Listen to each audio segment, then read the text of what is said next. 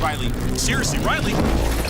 Oxenfree 2 is a disappointing sequel that takes the flawed gem of a first game and rubs out almost everything that made it shine. A reasonable plot and neat audiovisual effects find themselves submerged under ponderous navigation, flat characters, and overly regimented dialogue. The game has a strong audiovisual identity and some interesting plot turns and links to the original, but the dialogue systems are less natural than the first game, there's slow navigation and too much backtracking.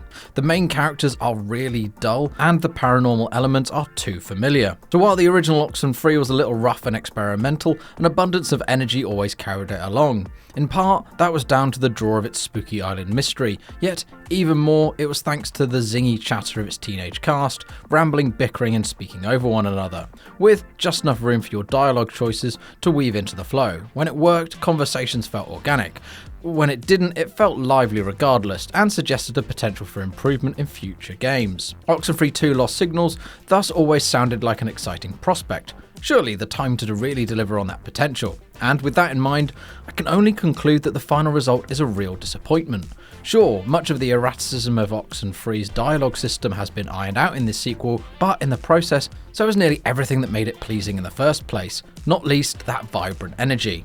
By the end of Oxenfree 2, I admit I was left a little curious about different outcomes that may have occurred had I made alternate choices throughout, but then the thought of playing it again to find out those choices is not one I want to undertake. Overall, Oxenfree 2 Lost Signals is a disappointing sequel. We give it 2 stars out of 5.